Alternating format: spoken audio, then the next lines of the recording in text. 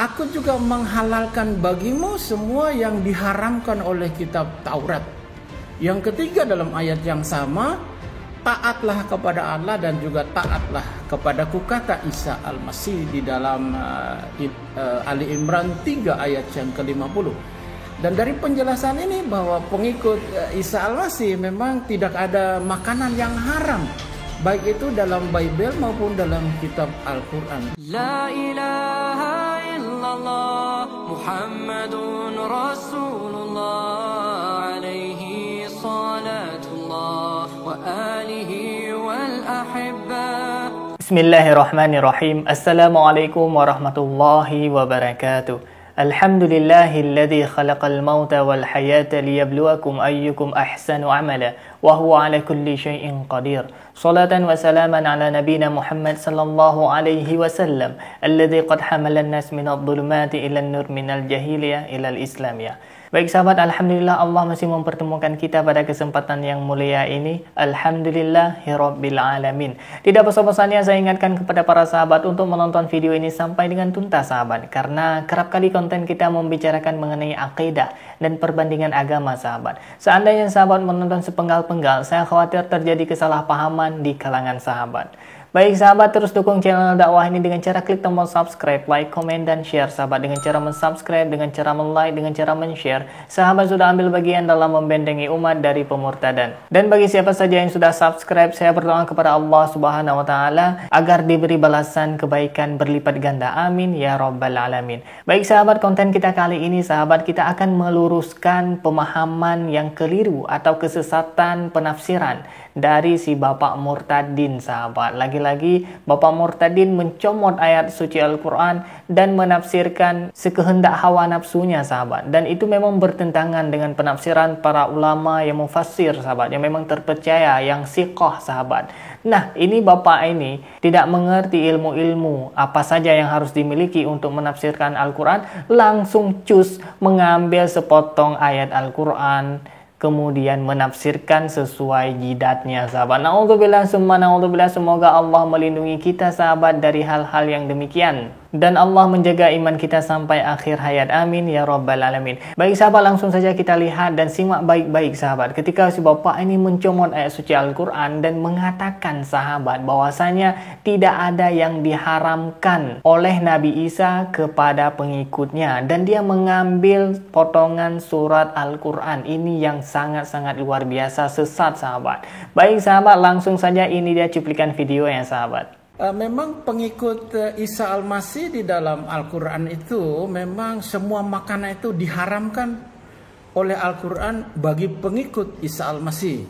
Ayatnya di dalam surat 3 Ali Imran ayat yang ke-50 disebutkan di situ kata Allah kepada Muhammad tentang Isa Al-Masih. Aku datang kepadamu membenarkan kitab yang sebelumnya, yaitu Taurat. Yang pertama. Yang kedua, aku juga menghalalkan bagimu semua yang diharamkan oleh kitab Taurat. Yang ketiga dalam ayat yang sama, taatlah kepada Allah dan juga taatlah kepadaku, kata Isa Al-Masih di dalam Ali Imran 3 ayat yang ke-50. Dan dari penjelasan ini bahwa pengikut Isa Al-Masih memang tidak ada makanan yang haram, baik itu dalam Bible maupun dalam kitab Al-Quran. Demikian bro. Jadi tidak ada yang haram bagi kita. Bagi kita yang bagi sekarang kita, ya. yang sekarang. Oke, Pak.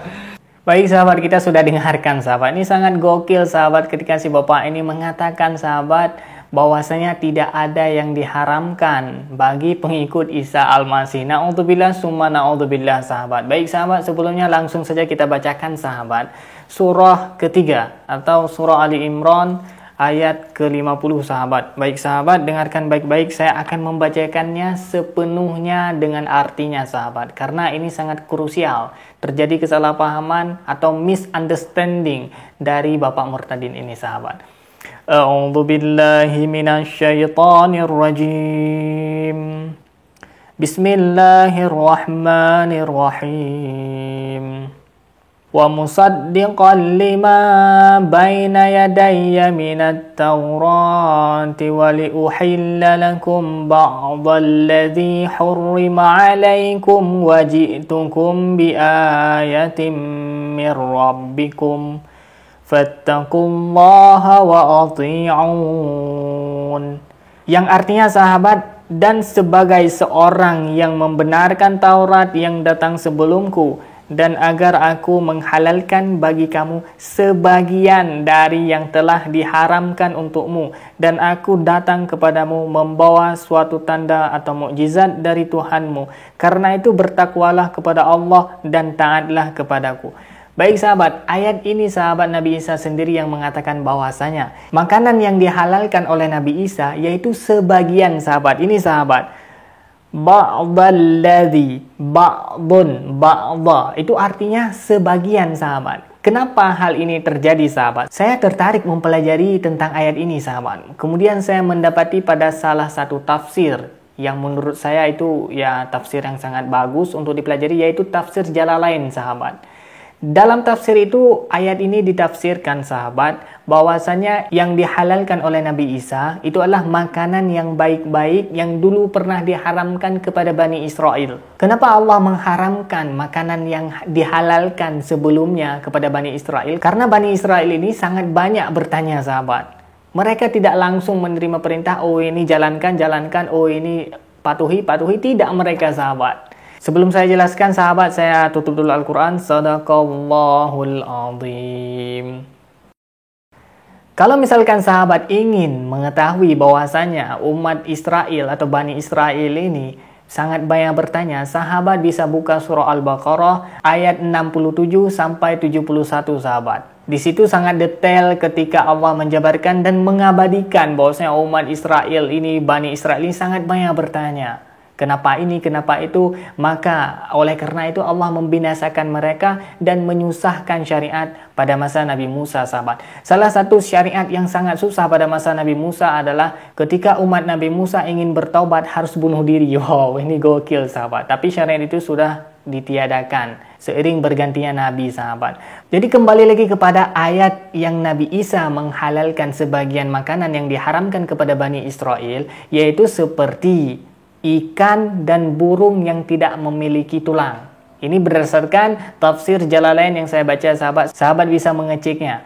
Nah, apa itu burung yang tidak ada bertulang? Yaitu burung yang tidak memiliki cakar yang sangat besar seperti Raja Wali, ya seperti burung elang, itu tidak bisa dimakan. Dan memang itu tidak bertentangan dengan syariat Nabi Muhammad. Nabi Muhammad pun melarang untuk memakan burung-burung yang demikian. Dan ikan pun pada masa Nabi Muhammad pun memang dihalalkan sahabat. Yang menjadi unik sahabat, kenapa Nabi Isa perlu menghalalkan kembali makanan-makanan seperti itu, burung yang tidak bertulang dan ikan? Karena pada masa Nabi Musa atau Bani Israel tidak boleh memakan ikan. Itu dikarenakan azab terhadap mereka yang terlalu banyak bertanya sahabat. Oleh karena itu makanan yang jatahnya yang memang seharusnya itu halal diharamkan untuk Bani Israel sahabat. Kemudian tibalah masa Nabi Isa, kemudian makanan itu dihalalkan kembali. Apakah semua yang diharamkan terdahulu dihalalkan oleh Nabi Isa? Tidak sahabat. Apakah Nabi Isa menghalalkan semua makanan? Tidak sahabat. Babi sahabat tidak termasuk yang dihalalkan oleh Nabi Isa. Bahwasanya Nabi Isa tidak pernah menghalalkan babi. Itu tidak ada dalil satupun sahabat. Sampai detik ini tidak ada dalil Nabi Isa menghalalkan babi sahabat. Baik sahabat, kita lanjutkan video ini supaya lebih jelas dan kemudian kita akan komentari lagi sahabat.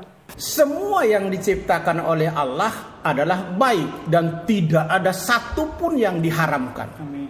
Baik dan tidak ada satupun yang diharamkan.